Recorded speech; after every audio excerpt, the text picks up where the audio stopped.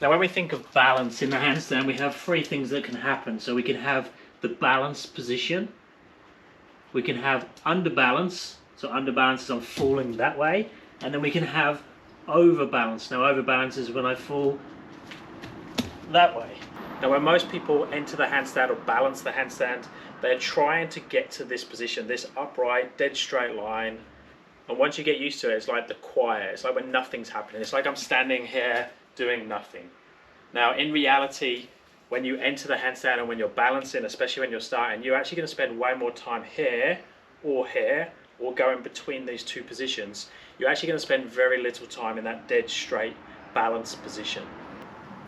So if I kick up to an underbalanced position, you can see that my feet are hanging too far over in the opposite direction, and I'm having to take something in the other direction to stop me falling. So I've got too much weight falling backwards. I could go the other way, so now I have too much weight, there's so much weight on my fingertips, so I'm on overbalance, but I'm enough sort of in the balance position but using strength to hold, and I'm hanging out in overbalance, hanging out in underbalance. And again, we could do that on our toes, so I could be here, which would be overbalance, and then the opposite would be underbalance. So I'm using my knees to stop myself falling. So I'm pushing my knees forwards, which is compensating for the weight that's backwards now. If I'm in a chest to wall handstand, I'm in underbalance. So I'm leaning my toes against the wall, so I have too much weight in that direction. And then the opposite, overbalance, my heels are on the wall, I'm falling over towards the wall. So the beginner's always going to be in a constant state of rebalance. So even if they get a little bit of time freestanding, they're going to be this way, they're going to be this way, they're going to be a little bit like a drunk person. If we're doing the heel pull wall drills, so we're pulling off from that overbalance position, we're going to constantly be going between rebalancing, never really spending any time in the handstand. The same in the toe pull position, constantly rebalancing. So when you're learning to handstand, you really need to understand what's overbalance, what's underbalance, how you train each of those and make the balance window bigger. So the balance window is literally how far can I go in one direction before I fall, how far can I go in the other direction before I fall. So that shows me how big my balance window is. So someone who balances or handstands quite a bit and is good on their hands, their balance window is bigger and bigger and bigger. That allows that person to just jump into handstand anyhow, and they'll always find their balance window because it's so big, they'll never fall out of it. But the beginner's balance window is tiny and they can never hold there for any amount of time. Now once you've been on your hands for a little bit and you're starting to play with some freestanding holds, basically you want to work out what happens when you fall. Which direction do you go in? Do you underbalance? Do you overbalance? And then try and recognize in the moment, now it's probably going to happen just after, what happened? Did I underbalance? Did I overbalance? So the person that's working on their 5 to 10 second hold will normally realize what's happened, which direction did they fall in, when it's too late. So it's too late to do anything about it. Someone who's intermediate, who's getting like 30 to 60 second holds, knows something's happening and they can do something about it. So I start to go this way, I'm conscious in the moment that it's happening, and I can pull it back to my handstand position again. I'm conscious I'm going this way, and I can pull it back to my balance position again.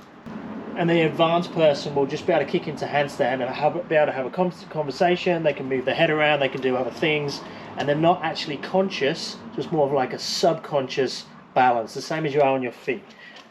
So that's where the intermediate person who's 30 to 60 second holds quite consistently just needs to play around with their shapes, with their head positions, with their transitions between shapes. So all around basically just making a bigger circle of balance that will slowly become less conscious, and you can just balance without thinking about it.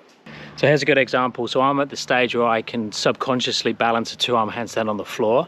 I need to think when I'm doing a 1-arm handstand, especially on my left side. But I've just recently started doing some rail balancing. I've just got it up to 60 seconds, but the whole 60 seconds is constantly rebalancing. At no point was I relaxing and being subconscious and not even thinking about what I was doing. And at the end, actually, I was talking to Rosie to try and get her out of the way of the camera, and I lost focus and I came down. Where's he going that way?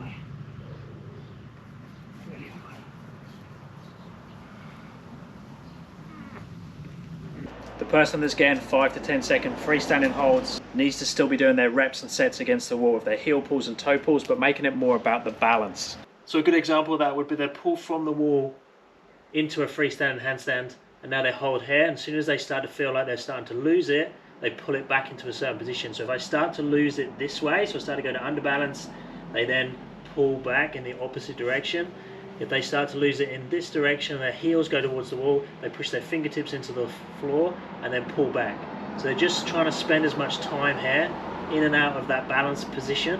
And now we can do it that way for more the heel pull, and then they can do it this way for the toe pull, using the shoulders to create that strength in the underbalance position, spending more time in the handstand, less time against the wall, but really feeling and understanding whether they're using toe pull, whether they're using heel pull, whether they're fighting underbalance or overbalance, and then using that in their freestanding holds when they try and kick up.